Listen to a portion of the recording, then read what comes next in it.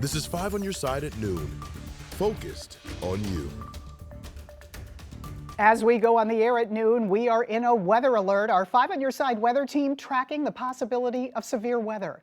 Cloudy, breezy, warm right now, but big changes are on the way. Thanks for being here at noon. I'm Kay Quinn. Those big changes include not just the chance of storms, but weather cool enough to have us back in coats. Meteorologist Jim Castillo here with the Weather First forecast.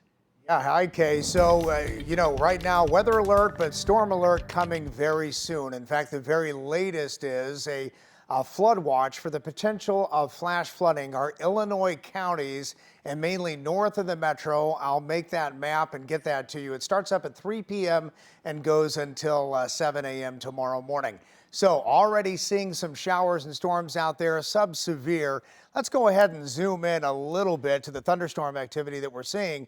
And Litchfield to Staunton, you've heard some thunder and again some downpours. And so far, again, these have been sub-severe, which is great. But later tonight, and this is during the nighttime hours, this is the bad thing, we have an enhanced risk, level 3 out of 5, of seeing large hail up to baseball size, also wind gust over 70 miles an hour within thunderstorms, and then not only that chance of tornadoes, but unfortunately now that risk of seeing some stronger tornadoes, the potential has been increasing on that. So on the satellite radar shot, here's the area of low pressure out in Kansas with that trailing cold front. We also have a warm front where those thunderstorms are developing right along the Staunton area right now. And again, not expecting those to go severe, but also around Pike County, Greene County, Illinois, also a couple showers up there, but a couple thunderstorms now popping up around Bowling Green. So we're watching all of these areas very carefully this afternoon, and I'll have much more on this Futurecast coming up in just a bit, Kay? We'll see you in a few minutes. Thank you, Jim. To stay up to date on the Weather First forecast anytime, text the word weather to 314-425-5355. We'll send you a link. Right now, we're following breaking news. A man shot in Ballwin on Wild Force Drive.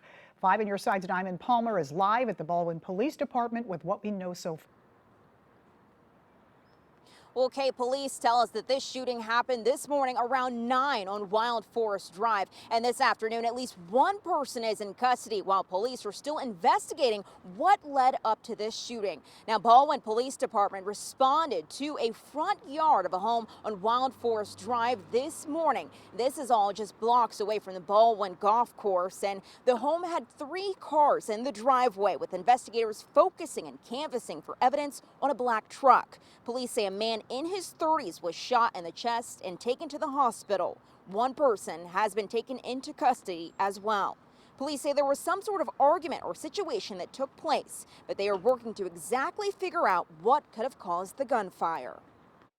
Right now, there's no danger to the public. Officers are still currently investigating what transpired. It might be a little bit before we actually have a result. The person who was shot has been currently being treated at a local hospital for their injury.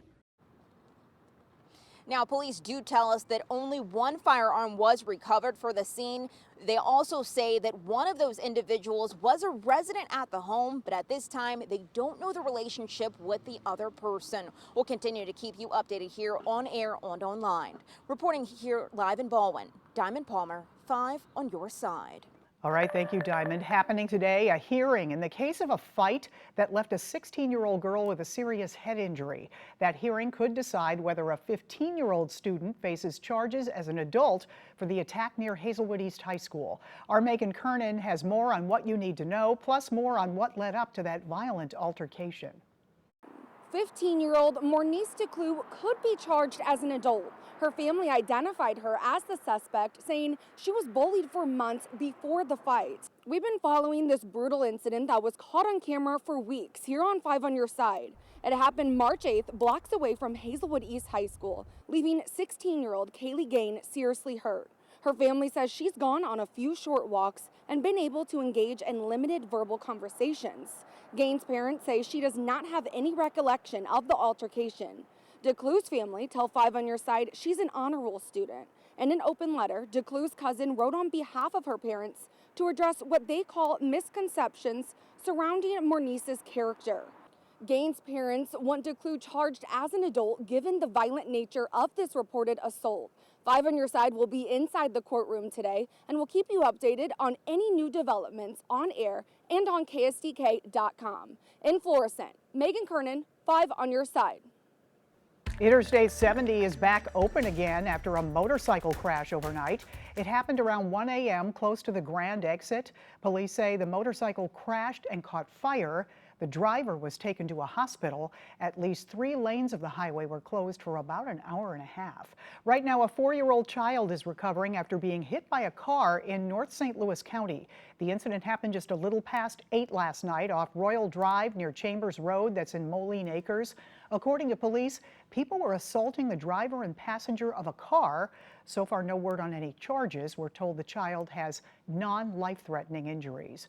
Ground was broken on a multi-million-dollar sewer project this morning in Cahokia Heights.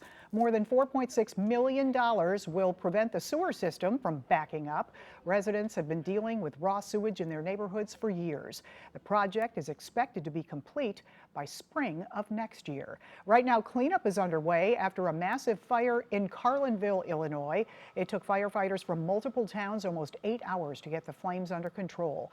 That fire started just before 4 o'clock Sunday morning at an industrial site north of Carlinville. Investigators haven't said what caused the fire. We will continue to keep you updated as we learn more. The St. Louis Loop trolley back in action. Coming up, why you'll see it chugging along the Del Mar Boulevard today. The Great American Eclipse is 1 week from today. Our Verify team explores its impact on animals.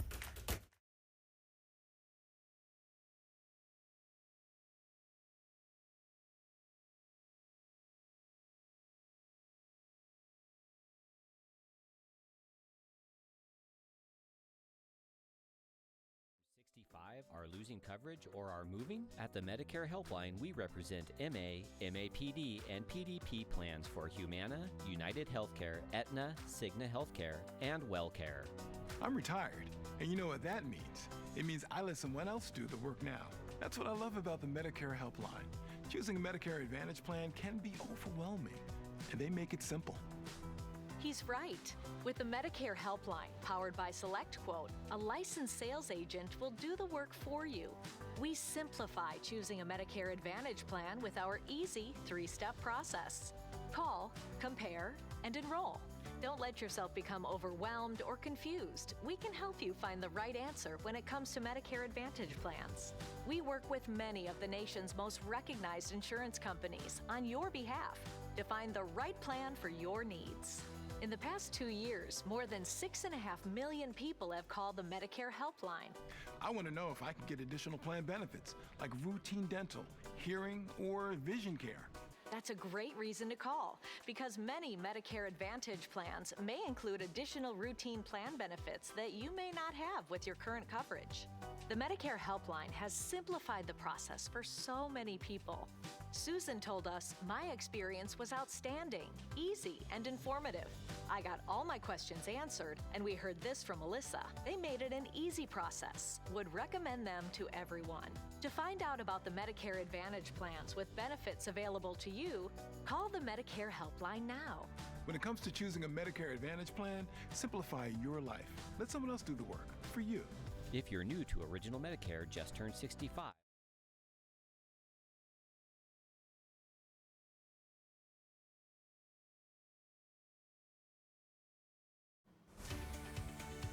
One week from today, we will all be looking skyward. The Great American Eclipse is April 8th. While we know what's happening, animals do not. Brandon Lewis with our Verify team looks into how the rare event can impact them. Millions of people and animals will plunge into darkness on April 8th during a total solar eclipse. While one Verify viewer was getting ready, they reached out to ask whether eclipses affect animal behavior. So, let's verify. Our sources are NASA, studies on eclipse behavior in animals, and Rafaela Lesh, an assistant professor of biology at the University of Arkansas at Little Rock. During the nearly 4 minutes of totality, it will seem like dusk. Temperatures will drop, and you may see some stars. NASA says these changes can trick certain animals into altering their behaviors. A 1932 study during an eclipse in the Northeast recorded crickets chirping, frogs croaking, and chickens looking for roosting spots, all normal nighttime behaviors. Researchers in Mexico saw nocturnal bats briefly during an eclipse in 1991. Leish says generally most animals don't panic because of the sudden darkness, although they may become stressed or confused. She recommends giving domesticated animals like cats or dogs a toy or treat to help calm them if needed. So, yes, total solar eclipses can affect animal behaviors. With View or Verify, I'm Brandon Lewis. For information about the eclipse, we made a guide for you. Just text the word eclipse to 314-425-5355. We'll send you a link. 5 on your side will have live team coverage along the path of totality from Farmington to Carbondale.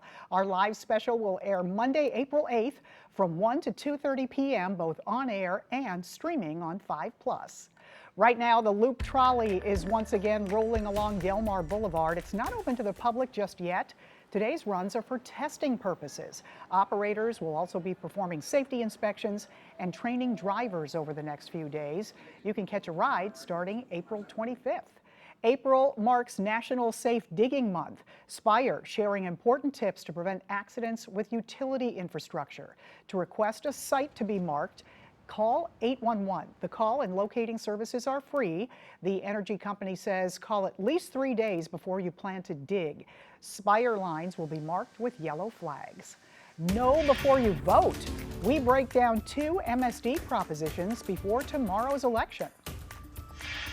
And Kay, we have one strong storm in Pike County, Missouri approaching Louisiana. Maybe some small hail with that.